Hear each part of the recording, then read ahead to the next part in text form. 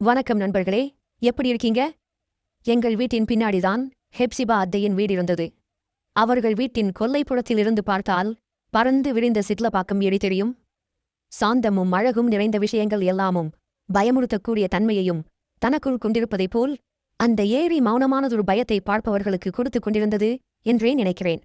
அதனால்தான் என்னவோ எவ்வளவோ பேர் வந்து பார்த்தும் யாரும் அந்த வீட்டிற்கு குடிவரவில்லை. ஹெப்சிபா அத்தை தன் மகள் ஜெனிபர் அக்காவோடு நாகர்கோயிலில் தங்கி 2 ஆண்டுகள் ஆகிவிட்டது. இந்த 2 ஆண்டுகளில் 3 குடிகள் அந்த வீட்டிற்கு வந்து போயினர். கடைசியாக இருந்த பேச்சிலர் ஆட்கள் சொல்லிக் கொள்ளாமல் காலி செய்து போய் 6 மாதங்கள் ஆகிவிட்டிருந்தது. 3 வாலிபர்களும் தங்கள் துணிமணிகளை கூட எடுக்காமல் வீட்டை விட்டு போய்விட்டனர். ஹெப்சிபா அத்தைதான் ஊரிலிருந்து வந்து அவர்கள் துணிமணிகளை ஆள் வைத்து எடுத்து போட்டார். அட்வான்ஸ் கழிஞ்சு போய் 2 மாசம் வாடகை வேற பாக்கி என்று புலம்பிக் கொண்டே சென்றார் அத்தை. இவங்கெல்லாம் ஏதாவது பேங்க்ல லோன் வாங்குவானுங்க, கட்ட முடியலனா இப்படித்தான் திடீர்னு வீட மாத்திட்டு போயிடுவானுங்க என்று சொல்லி அப்பாதான் முன்னாள் வங்கி மேலாளர் என்பதை நிரூபித்தார். அந்த வாலிபர்கள் போனதற்கு பின்பு வீட்டை வந்து பார்த்த 50 சொச்ச பேர்களில் ஒருவர் கூட அந்த வீட்டை குடியிருக்க இறுதி செய்யவில்லை. எங்கள் வீட்டின் பக்கவாட்டில் 3வது குறுக்குத் தெரு இருந்தது. குறுக்குத் தெருவின் கடைசியில் வடக்கை பார்த்தவாறு ஹெப்சிபா அத்தையின் வீடு அமைந்திருந்தது. பிரதான சாலையில் செல்வோருக்கு அங்கே அப்படி ஒரு வீடு இருப்பது கவனத்திற்கு வராது என்பதால் ரூட்டின் மேலிருந்த எங்கள் வீட்டில் டூலட் பலகை மாட்டியிருந்தோம். அத்தை வீட்டின் சாவியும் எங்களிடம்தான் இருந்தது. யாராவது அந்த பலகையை பார்த்துவிட்டு எங்கள் வீடுதான் காலியாக இருக்கிறது என்று எண்ணிக்கொண்டு வந்து கேட்பார்கள். இந்த வீடில்லை, பின் வீடு என்று சொல்லி ஒவ்வொருவருக்கும் சாவி கொடுப்பதே எங்கள் வேலையாக இருந்தது. இதில் எனக்கு உடன்பாடில்லை. இதெல்லாம் தேவையில்லாத வேலையென்று நான் அழுத்துக் கொண்டாலும் ஏதோ சின்ன உதவி, என்ன குறைஞ்சிட போறோம் என்று அம்மா சொல்லுவாள். ஆனாலும் யாருமே குடிவரமாட்டேன் என்கிறார்கள் எனும்போது அம்மாவுக்கும் அவ்வப்போது சலிப்பு வந்து போகும். இந்த ஜெனிபர் அம்மாக்கு புரியவே மாட்டேங்குது. அட்டாச் பாத்ரூம் இல்ல, ஒண்ணுமில்ல, 7 ரூபா வாடகை சொன்னா யார் வருவா, 6000 சொல்லலாம் என்பாள். நமக்கேன் அதெல்லாம், வந்து பாக்குறவங்களுக்கு சாவி கொடுக்க போறோம், அவ்வளோதான் நம்ம வேலை என்பார் அப்பா. யார் கேட்டாலும் சாவியை கொடுத்துவிட்டு போர்டிலேயே போன் நம்பர் இருக்கு பாருங்க, வாடகை மற்ற விஷயங்களாம் நீங்களே பேசிக்கோங்க என்று சொல்லிவிட்டு உள்ளே வந்து விடுவோம். வீட்டை பார்த்துவிட்டு வருபவர்கள் சொல்லும் காரணங்கள் எங்களுக்கு மனப்பாடம் ஆகிவிட்டிருந்தது. வீடு நல்லாதான் இருக்கு, ஆனா பாத்ரூம் தான் வெளியில வரணும் போல இருக்கே என்பார்கள். பாத்ரூம்லாம் பிரச்சனை இல்லைங்க, இந்த ஏரி இருக்கே, பொம்பளை பிள்ளைங்க இருக்காங்க, சேஃப்டி பத்தாதில்ல. ஏரிய ஒட்டி புதர் மண்டி கிடக்கு, பாம்புலாம் ஊர்ந்து வந்துருச்சுனா ஏதாவது திருட்டு பயம் இருக்குமா? ஆளுக்கு ஏதோ சொல்லி சாவியை திருப்பித் தருவார்கள். இப்படியாக சாவி கொடுத்து வாங்கும் படலம் தொடர்ந்து கொண்டே இருந்தது. 10 நாட்களுக்கு முன்பு 2 பேர் வீடு பார்க்க வந்தார்கள். சாவியை நான் தான் கொடுத்தேன். அம்மாவும் அப்பாவும் அக்காவை பார்க்க திருச்சிக்கு சென்றிருந்தார்கள். வாடகை எவ்வளோங்க என்றார் ஒருவர். அது ஒரு ஞாயிறு என்பதால் நானும் ஓய்வாக இருந்தேன். அதனாலேயே அவர்களுக்கு நிதானமாக பதில் சொன்னேன். 7000. 500 ரூபாய் குறைச்சிக்க கூடாதா? வீட்டை பார்ப்பதற்கு முன்பே இந்த சம்பாஷணை நடந்தது. வீட முதல்ல பாருங்க, ஓனர் நாங்க இல்ல, அவங்க நம்பர் தரோம், பேசிக்கோங்க என்றேன். சாவியை வாங்கிக் கொண்டு சென்றார்கள். இருவருக்குமே 40 சொச்சம் வயதிருக்கலாம். ஒருவரின் நடையில் கொஞ்சம் தள்ளாட்டம் இருந்தது. யார்கிட்ட சாவி கொடுத்தாலும் ஒரு பார்வை பார்த்துக்கோ, யார் என்னன்னு தெரியாதில் என்று அம்மா சொன்னது நினைவிற்கு வந்தது. நான் எங்கள் வீட்டின் கொல்லைப்புறத்தில் வந்து நின்றேன். எங்கள் வீட்டிற்கும் ஹெப்சிபா அத்தையின் வீட்டிற்கும் இடையே ஒரு மதில் சுவர் இருந்தது. ஆனால் அது ஒன்றும் அவ்வளவு உயரமில்லை. எங்கள் வீட்டுப் பக்கம் நின்று கொண்டால் அவர்கள் வீடு முழுக்க நன்றாகவே தெரியும் உயரத்தில்தான் அந்த சுவர் இருந்தது. சிறு வயதில் அங்கே சுவர் எதுவுமில்லை. எங்கள் அக்காவிற்கு கட்டிக் கொடுத்த ஸ்நாக்ஸை ஜெனிபர் அக்கா பிடுங்கி தின்றுவிட்டதாக என் அக்கா வீட்டில் வந்த அழ, இதை எங்கள் அம்மா ஹெப்சிபா அத்தையிடம் கேட்க அப்படியே பேச்சு வளர்ந்து ஹெப்சிபா அத்தையின் மாமனாருக்கும் எங்கள் தாத்தாவிற்கும் சண்டையாகி போனது. விளைவு, மறுவாரமே எங்கள் தாத்தா சுவரை எழுப்பிவிட்டார். காலப்போக்கில் தாத்தாக்கள் மறைய சண்டையும் மனஸ்தாபமும் மறைந்து போய்விட்டது. திருச்சியில் இருக்கும் என் அக்காவும் நாகர்கோயிலில் இருக்கும் ஜெனிபர் அக்காவும் பேஸ்புக்கில் சகஜமாக உரையாடிக் கொண்டுதான் இருக்கிறார்கள். பூட்டு திறக்கப்படும் சப்தம் கேட்டது. நான் மதில் சுவரை பிடித்தவாறே அத்தை வீட்டின் கதவை பார்த்தேன். கதவின் மேல் பகுதியில் வாதை, உன் கூடாரத்தை அணுகாது என்ற ஸ்டிக்கர் ஒட்டப்பட்டிருந்தது. இருவருமே உள்ளே செல்லலாமா என்று யோசிப்பது போல் வாசலில் நின்றனர்.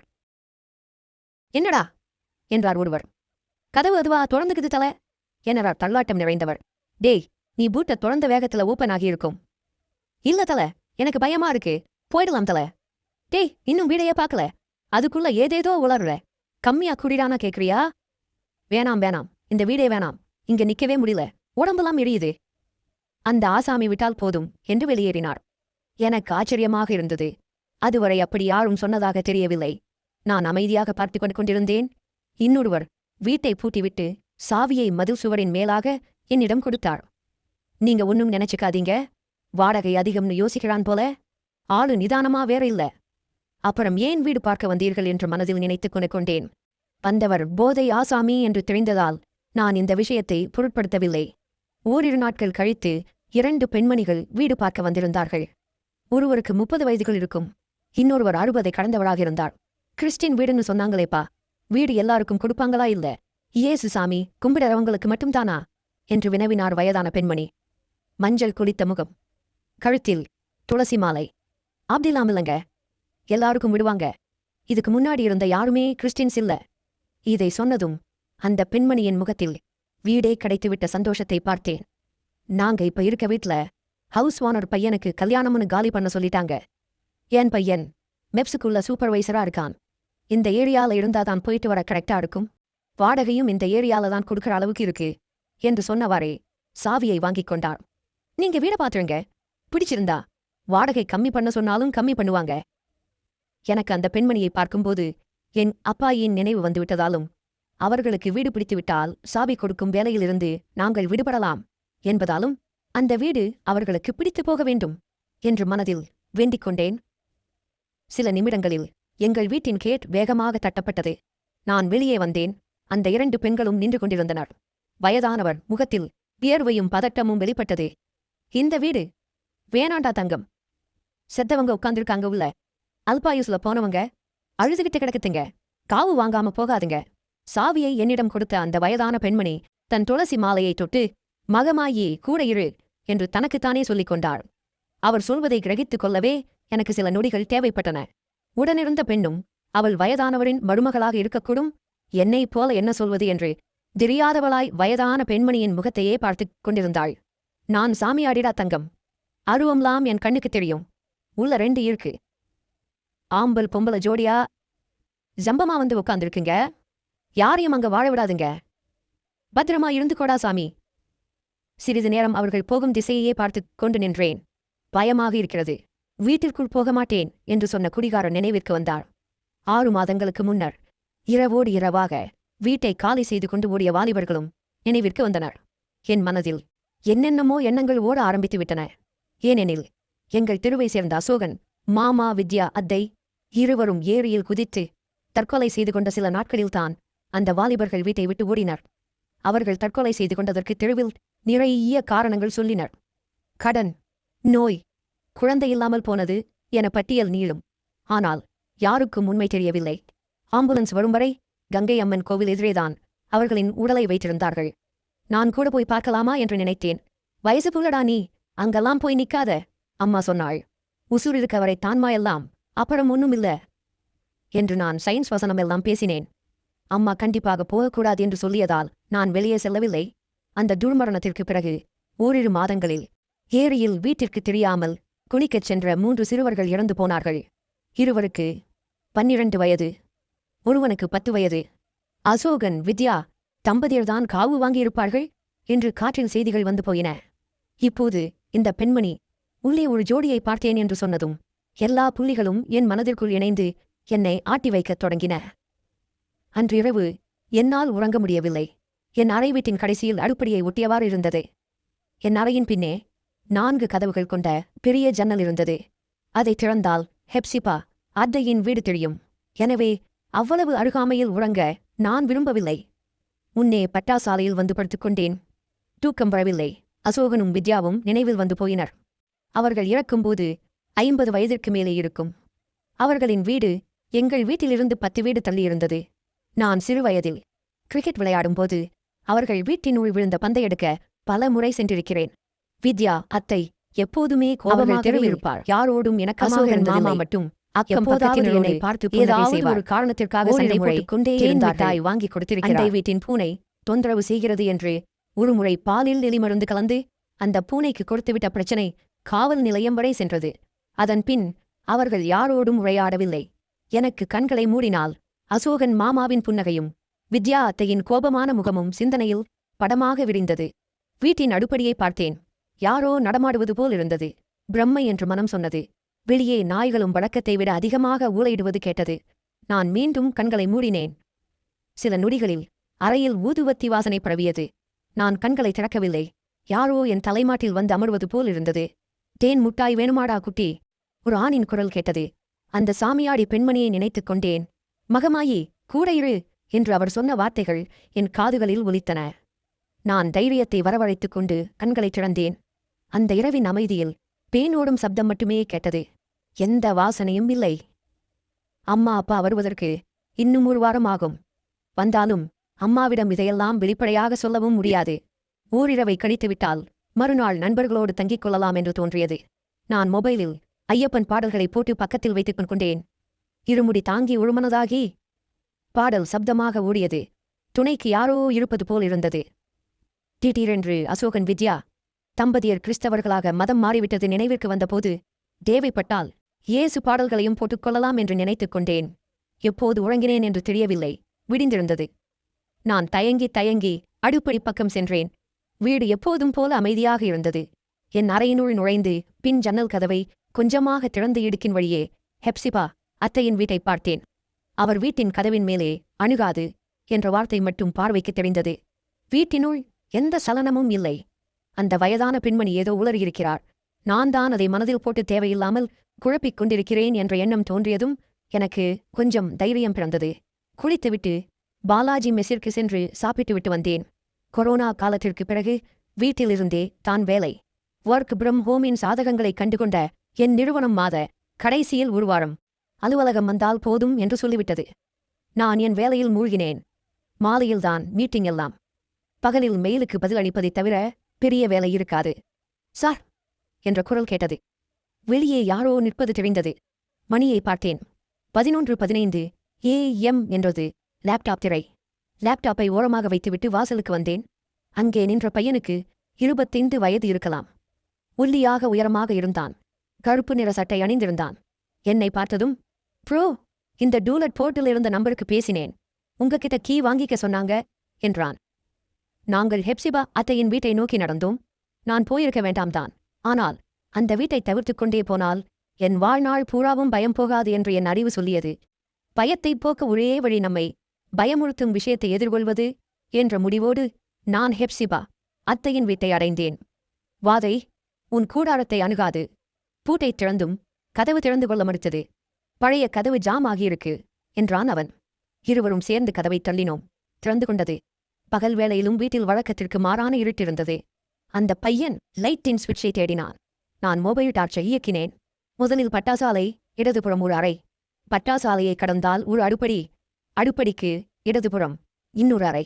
இதுதான் அத்தையின் வீடு. நான் பட்டாசாலையில் நின்று கொண்டு மொபைல் வெளிச்சத்திலேயே இதையெல்லாம் கவனித்தேன். சிறு வயதில் பார்த்த வீடு. உள்ளே வந்து பல வருடங்கள் ஆகிவிட்டது. அவன் லைட் சுவிட்சை கண்டுகொண்டான். டியூப் லைட் மங்கலான ஒளியை வெளிப்படுத்தியது. அவன் இடது அறையை பார்த்துவிட்டு அடுப்படி நோக்கி நடந்தான். அவனோடு போகலாமா வேண்டாமா என்கிற தயக்கம் இருந்தது. யாரோ ஒரு பிள்ளையை அப்படி தனியாக விடுவதும் தவறு என்று தோன்றியதால் நான் அவன் பின்னே சென்றேன். அடுப்படிக்கு இடதுபுறத்தில் இருந்த அறைக்கதவும் திறக்க மாட்டேன் என்றது. ஒருவேளை அங்குதான் அசோகன் வித்யா தம்பதியர் இருக்கிறார்களா என்ற எண்ணம் ஒரு நொடி வந்து போனது. தேகபலம் தா என்றால் அவனோ தேகத்தை தந்திடுவான் என்று என்னை அறியாமல் முணுமுணுத்தேன். அந்த பையன் என்னை ஆச்சரியமாக பார்த்ததை நான் சட்டை செய்யவில்லை. உள்ளறை கதவும் திறந்து கொண்டது. அது சிறிய அறை. இந்த ரூம் நல்லா பிரைவேட் ஆயிருக்கு, நான் எடுத்துப்பேன் என்றான் அவன். அடுப்படியின் வலது மூலையில் கொல்லை வாசல். பின் கதவை திறந்து ஏரியை பார்த்தோம். ஓ, லேக் வியூவா, சூப்பர் என்றான். வீடு நல்லா இருக்கு ப்ரோ, அவன் சந்தோஷமாக சொன்னான். நாங்கள் குறுக்கு தெருவில் நின்று பேசினோம். மீடியாவில் வேலை செய்வதாக சொன்னான். திரைப்படம் இயக்குவதே வாழ்வின் லட்சியம் என்றான். வெளியில் அதிகம் பிரபலமாகாத வளர்ந்து வரும் ஒரு இயக்குனரின் பெயரை சொல்லி அவரிடம் உதவி இயக்குனராக வேலை பார்த்ததாக சொன்னான். ஆனால் எனக்கு நிறைய படங்கள் பார்க்கும் பழக்கம் இருந்ததால் அந்த இயக்குனர் இயக்கிய படத்தை உடனடியாக நினைவு கூர்ந்தேன். அவனுக்கு நான் அதிக சந்தோஷம். 2 ஃப்ரெண்ட்ஸ் தான் ப்ரோ. எனக்கு வீடு பிடிச்சா போதும், அவங்க ஓகே சொல்லிடுவாங்க. இன்னைக்கு அமாவாசை, நல்ல வீடு கிடைச்சா இன்னைக்கே டோக்கன் அட்வான்ஸ் கொடுத்துருன்னு எங்க அம்மா காலையிலிருந்து ஒரே ஃபோன். எனக்கு இதிலெல்லாம் பெருசா நம்பிக்கை இல்லை. விட்டா எங்க அம்மா இன்னைக்கே குடிவர சொல்லிடுவாங்க போல. அவன் புன்னகைத்தான்.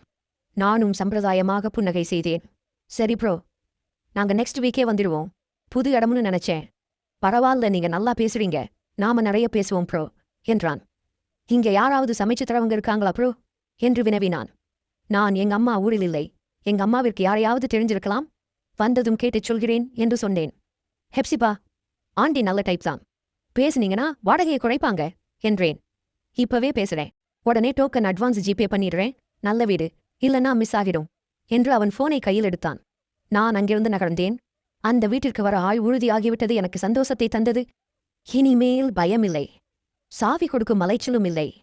கிழவி, மருமகள் மேல இருக்க காண்டுல கதைவுற்றிருக்கு என்று மனதிற்குள் சாமியாடியைப் பற்றி நினைத்துக் கொண்டே நான் என் வீட்டிற்குள் வந்து என் வேலையை பார்க்கத் தொடங்கினேன். மணி சரியாக 12 ஆனது. மனம் லேசாகியிருந்தது. அடுப்படிக்கு சென்று ஒரு கிரீன் டீயை போட்டு எடுத்து வந்து லேப்டாப் முன்னே அமர்ந்தேன். என் வேலை தொடர்ந்தது. 1 மணி நேரம் போயிருக்கும். ஒரே இடத்தில் அமர்ந்திருக்கிறாய், கொஞ்சம் உடலை அசைந்து கொடு என்று ஸ்மார்ட் வாட்ச் சொல்லியது. நான் எழுந்து வாசல் வரை வந்தேன். தெருவில் சப்தமாக குரல்கள் கேட்டன. வெளியே வந்து பார்த்தேன். கங்கை அம்மன் கோவில் எதிரே ஏதோ சலசலப்பு. கேட்டை சாத்திவிட்டு அங்கே சென்றேன். கோவில் எதிரே 4வது குறுக்குத் தெரு இருந்தது. குறுக்குத் தெரு முடியுமிடத்தில் ஏரியின் கரை இருந்தது. அங்கே கோவிலின் வேப்பமரம் ஒன்றும் இருந்தது. வேப்பமரத்தை சுற்றி நிறைய கூட்டம். போற நாய் எங்கேயோ போக வேண்டிதான, நம்ம ஏரியாவுல வந்தா விழும் என்று எங்கள் தெருவின் பிரபல குடிகாரன் காக்கையன் தன் பாட்டிற்கு எதையோ பேசிக்கொண்டே என்னை கடந்து போனான். நான் வேப்பமரத்தை நோக்கி நடந்தேன். 2 போலீஸ்காரர்கள் நின்று கொண்டிருப்பது தெரிந்தது. எதிரே வெளிப்பட்ட ஜெயா அக்கா, யாரோ ஒரு பையன் தற்கொலை பண்ணிக்கிட்டானாம்பா என்று சொன்னார். நான் வேகமாக மரத்தை அடைந்தேன். உடலில் நீர் சொட்ட நின்ற 2 பேர் துண்டால் தங்கள் தலையை துவட்டிக்குக் கொண்டிருந்தனர். வேப்ப மரத்து அடியில் ஒல்லியான உயரமான கருப்பு நிற சட்டை அணிந்த அந்த பையனின் உடல் கிடந்தது. கொஞ்ச நேரத்திற்கு முன்பு நட்பாக உரையாடியவன் பிணமாக கிடப்பதை என்னால் ஜீரணித்துக் கொள்ள முடியவில்லை. நான் அவன் முகத்தையே பார்த்தேன். அவன் என்னை பார்த்து சிரிப்பது போலவும், நாம நிறைய பேசுவோம் ப்ரோ என்று சொல்வது போலவும் இருந்தது. வேப்ப மரத்தின் அருகே நின்று பார்த்தாலே ஹெப்சிபா அத்தையின் வீட்டின் கொல்லைப்புறம் தெரியும். நான் பெரும் தயக்கத்தோடும் குழப்பத்தோடும் அந்த வீட்டை பார்த்தேன். வெள்ளை புகையைப் போல 2 பெரிய உருவங்களும் 3 சிறிய உருவங்களும் வீட்டின் உள்ளே நின்று கொண்டு என்னையே பார்த்துக் கொண்டிருந்தன. லைக் பண்ணுங்க, ஷேர் பண்ணுங்க, சப்ஸ்கிரைப் பண்ணுங்க. நன்றி நண்பர்களே.